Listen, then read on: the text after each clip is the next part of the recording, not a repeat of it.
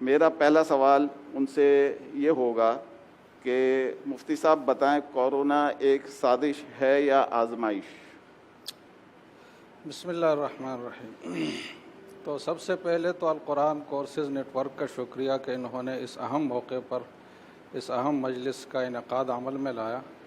اور پوری قوم کے رہنمائی کا سبب بن رہے ہیں، تو یہ ان کے لیے باعث فرحت و مسرت بھی ہے، اور ہمارے لیے یہ ہے کہ ہم ان کا شکریہ ادا کریں اور پوری قوم اس موقع پر ان کا شکریہ ادا کرے اس قیمتی پروگرام کی وساطت سے۔ باقی جہاں تک جو سوال آپ نے فرمایا ہے کہ کرونا جو ہے یہ ایک سازش ہے یا آزمائش ہے، تو ہم دنیا کی تاریخ پر اگر نظر ڈالیں تو اس سے پہلے 10 بڑی بڑی وبائیں دنیا کی تاریخ میں آ چکی ہیں،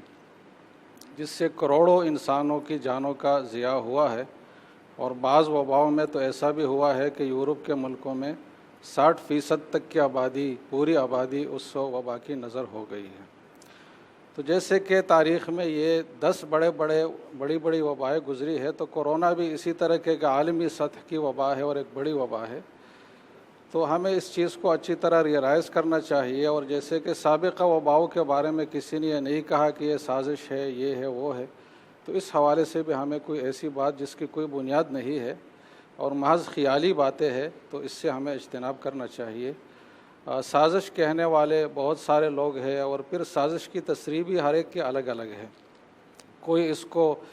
دینی طبقے کے خلاف سازش قرار دے رہا ہے، کوئی مساجد اور مدارس کے خلاف سازش اس کو قرار دے رہا ہے، کوئی ایک ملک کا دوسرے ملک کے خلاف سازش قرار دے رہا ہے، تو مختلف قسم کی تشریحات جو ہے نا اس حوالے سے آ رہی ہے۔ اب ان کا آپس کا جو تضاد ہے یہ خود اس بات کے لیے کافی ہے کہ اس بات میں کوئی وزن نہیں ہے،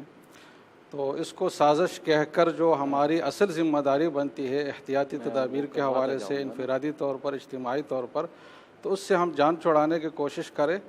تو یہ اس شتر مرغ کی طرح بات ہے کہ اس نے آ کے بد کر کی، یہ سمجھا کہ بس میں آفت سے بچ گیا ہوں۔ تو یہ بات بالکل ہی ہمارے خیال میں بے بنیاد ہے، ایسی کوئی بات نہیں ہے، اور بالفرض اگر تسلیم بھی کر لیا جائے کوئی سازش ہے بھی، تو اس کا مطلب تو یہ ہوا کہ ہمارے خلاف کوئی اقدام ہوا ہے اور ہم دفاعی حالت میں ہے، اس دفاع کے لیے ہمیں جو کچھ کر سکتے ہیں وہ ہمیں کرنا چاہیے۔ تو اس کا بھی تقاضا یہ نہیں ہے جو ہمارے قومی رویہ آج کل سامنے آ رہا ہے کہ اس چیز کو غیر سنجیدہ لے کر، اس کو باقاعدہ بلکہ ایک مزاحیہ انداز میں لے کر جو ہے نا اس کو ہم چل رہے ہیں۔ تو اگر سازش ہے بھی تو بھی اس کا تقاضا یہ نہیں ہے کہ ہم اس کو اس طریقے سے ڈیل کریں جیسے کہ ہم کر رہے ہیں، بلکہ ہمیں اس کو ایک دفاعی اقدام اپنی طرف سے سمجھنا چاہیے، اور جیسے کہ جنگ کی حالت میں ممکن ہے احتیاطی تدابیر ہر قوم اختیار کرتی ہے، تو ہمیں بھی وہ احتیاطی تدابیر اختیار کرنی چاہیے۔ تو یہ ایک سطحی قسم کی بات ہے جس کی کوئی دلیل نہیں ہے، جس کی کوئی لاجک نہیں ہے، کیونکہ اگر یہ سازش ہے تو سازش کرنے والے غیر مسلم بھی ہوں گے ہمارے خلاف۔ تو ابھی تک جو ڈیٹا آیا ہے اس کے حوالے سے اگر ہم دیکھیں تو اگر اموات کا ڈیٹا نکال لیں تو 99% وہ لوگ اس سے متاثر ہو رہے ہیں، 1% ہم مسلمان ہیں۔ اگر مالی اور معیشت کے حوالے سے لے لیں تو ان کی معیشتوں کا بٹا بیٹھ رہا ہے اور معیشت تباہی کا شکار ہو رہی ہے، اور ان کی تباہی ہماری تباہی سے ہر لحاظ سے بہت زیادہ ہے۔ تو ایک ایسی سازش ہے جس میں وہ سب سے زیادہ متاثر ہو رہے ہیں، ایسا سازش تو کوئی پاگل ہی کر سکتا ہے۔ ایک اہم بات میں اس موقع پر عرض کروں کہ کورونا کا سازش ہونا تو ایک بے بنیاد بات ہے، لیکن کورونا کی آڑ میں سازش ہونا بہت ساری چیزوں کے خلاف، تو یہ ایک بات ہے جو سامنے آئی ہے۔ ابھی حالیہ دنوں کا واقعہ ہے کہ ایک پرامن مذہبی جو ایک دعوت کی تحریک ہے اس کو اس حوالے سے بہت نشانہ بنایا گیا اور ان کو اس کا ذمہ دار ٹھہرایا گیا،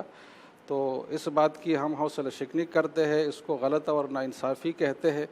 اور ہمارے ادارے کی سطح پر بڑے زوردار آواز میں اس کی تردید کی گئی، تمام علماء نے اس کی تردید کی ہے۔ تو ایسی چیزوں کی ہم نہ نفی کریں گے اور نہ اس کی ہم حوصلہ افزائی کریں گے، بلکہ ایسی چیز جب اس میں آئے گی تو اس کی ہم حوصلہ شکنی کرتے رہیں گے۔ تو کورونا کی آڑ میں تو کوئی سازش ہم برداشت نہیں کریں گے کسی کے خلاف، لیکن اس پورے کیس کو سازش قرار دینا تو ایک غیر واقعاتی بات ہے اور ایک غیر